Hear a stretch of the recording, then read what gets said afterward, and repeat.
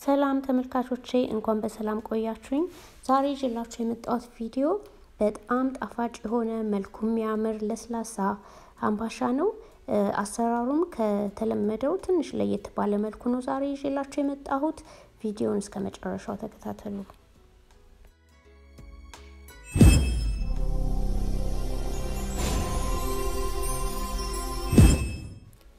እሺ ማብካያችን ውስጥ እርሾ ደረቅ እርሾ እንጨምራለን። አንድ ፓኬት በቂ ነው። 7 ግራም አካባቢ ነው አይ ቲንክ። ውሃ ትንሽ ለብ ያለ 240 ሚሊ ሊትር። ጥቁር አዝሙድ አንድ የሻይ ማንኪያ። የሎሚ ፍቅፋቂ አንድ ሎሚ በቂ ነው። ስኳር 2 የሾርባ ማንኪያ። ዘይት ሩብ ኩባያ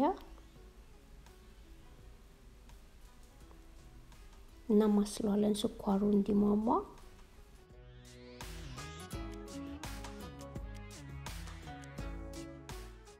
ከዛ ዱቄታችንን እንጨምራለን። 4 ኩባያ ወይንም ደግሞ 560 ግራም ነው የጨመርኩት እኔ።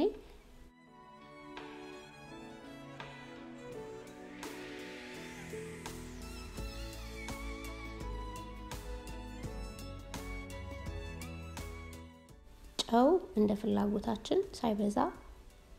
1 የሻይ ማንኪያ ቤኪንግ ፓውደር።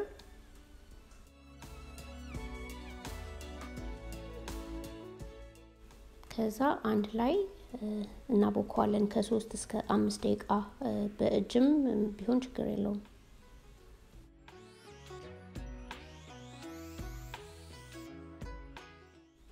ጨውን ብዙ ጊዜ ቀጥታ እርሾ ውስጥ ባትጨምሩት ይመረጣል።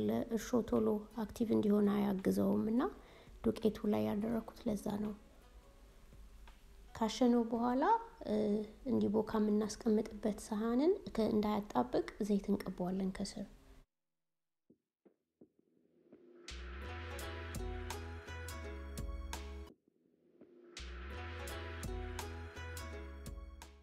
ከዛ ከላይም ትንሽ ዘይት ቀቡት። ለምን በላስቲክ የሚሆን በሆነ በመትከድኑበት ነገር በኋላ ስትገልጡት አይጣበቅም እና ለ1 ሰዓት ተኩል ያህል በደንብ እስኪቦካ እንቆያለን። ከ1 ሰዓት በኋላ ይሄው እንደዚህ በደንብ ቦክቷል።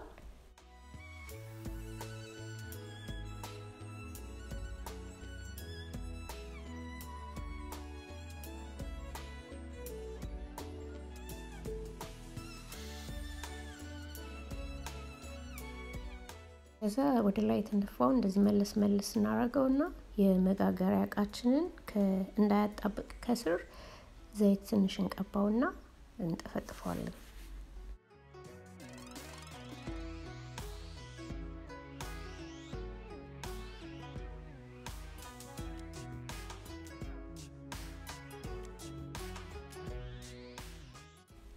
ከዛ እንደዚህ ሊጡን ወደ ውስጥ ጥፍጥፍ አድርገን ያጠፍነውን ከላይ ነው የምናረገው መጀመሪያና ትንሽ ዘርጋ እናደርገውና ከዛ ጥሩ መልክ ያለው ከስር አይደል እሱን ወደ ላይ እንገለብጠዋለን።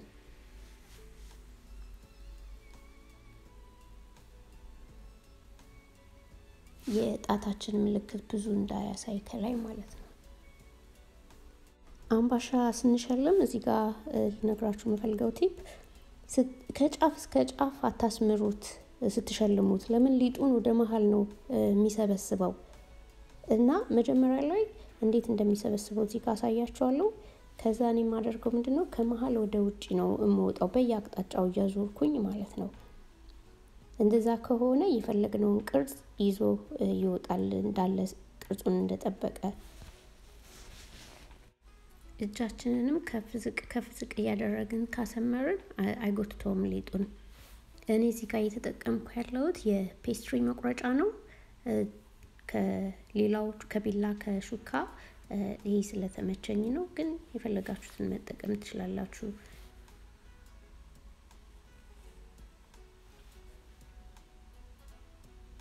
ብቻ ከታች ድረስ ሳህኑን እስክትነኩት አትጫኑት። ቅርጹ እንዲወጣ ትንሽ ገባ ማለት ያስፈልጋል። ስንጋግረው ድምስስ እንዳይል በኋላ ማለት ነው ግን እስር ድረስ በጣም ከነካነው ግን አምባሻው ቁርስርስ ነው የሚለው በተሰመረበት መልኩ ማለት ነው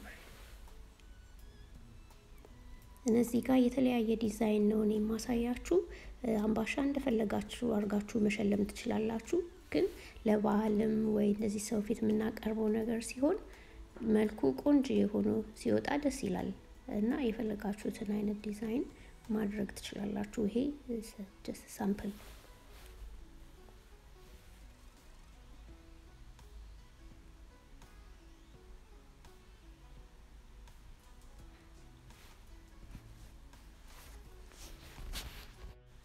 ሌላው ደግሞ ብዙ ጊዜ የሚያጋጥመን ነገር ነው አምባሻ እንደዚህ ሸልመነው አሳምረነው በስሎ ሲወጣ ድምስስ ይላል ይጠፋል ቅርጹና እንደዛ እንዳይሆን ሊጡ አይቅጠን በጣም ከቀጠነ ቅርጹን ጠብቆ አይወጣም ይጠፋል እና እኔ መጀመሪያ ሳቦካ እንዳያችሁት በጣምም አይድረቅ በጣምም ደግሞ ለስላሳ አይሆን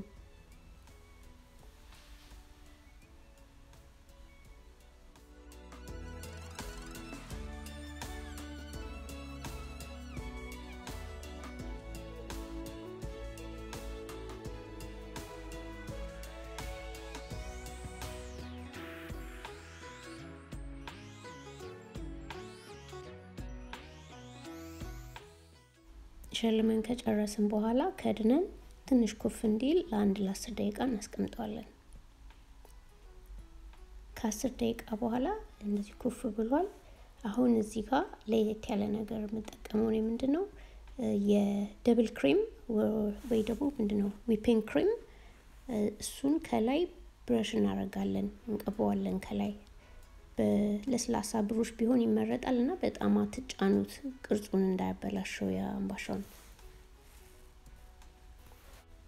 ደብል ክሬም ማታገኙ ከሆነ እርጎ መጠቀም ይቻላል እዚህ ጋር እርጎ ስኳር ያለበት እርጎ አለ አይደለ ግን ፍሩት ያለበትን ሳይሆን ፕሌኑን ማለት ነው እሱን መጠቀም እንችላለን በክሬሙ ፋንታ ከዛ እንደገና ለሌላ 10 ደቂቃ ከድነን ኩፍ እንዲል እንተዋዋለን ከ10 ደቂቃ በኋላ ኦቨናችንን 180 ላይ ዲግሪ ሴልሺየስ ወይ ደግሞ 356 ፋራናይት ላይ አድርገን ከ35 እስከ 40 ደቂቃ እናበስለዋለን ከዛ እንደዚህ ያማረ ቆንጆ ሆኖ ወጥቷል እንዳያቃጥለን አንድ 5 ደቂቃ ከቀዘቀዘ በኋላ በሰፌድ ላይ እናደርገውና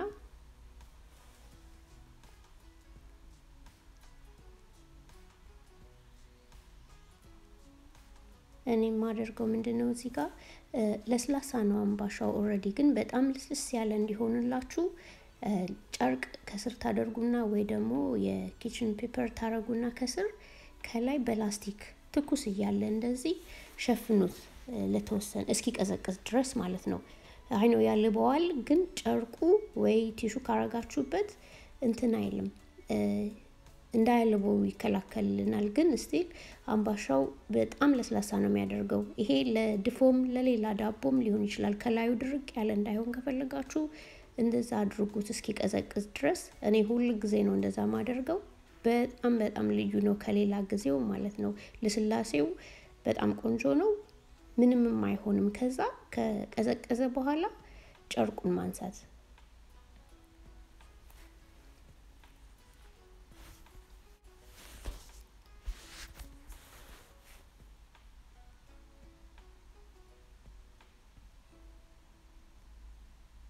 አሁን አምባሻችን ቀዝቅዟል እንግዲህ እናያለን ምን እንደሚመስል ቆርሼም ውስጡ እንዴት እንደበሰለ አሳያችኋለሁ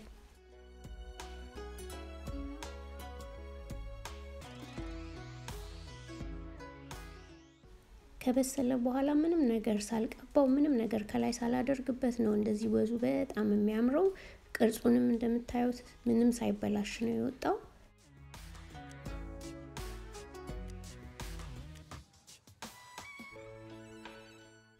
ውስጡ ደግሞ ይሄው እንደምታዩት በጣም ፍርፍር ብሎ ነው የበሰለው ይሄ አምባሻ እውነቱን ለመናገር ከመልኩ በላይ በጣም ጣዕም አለው እና ትወዱታላችሁ ብዬ ተስፋ አደርጋለሁ ሞክሩት የምትፈልጉ ሰዎች እና አስተያየት አስቀምጡልኝ አዲስ የሆናችሁ ሰዎች ሰብስክራይብ ማድረግ አትርሱ እስካሁን ስለተከታተላችሁኝ በጣም አመሰግናለሁ በአዲስ ቪዲዮ እስክንገናኝ መልካም ጊዜ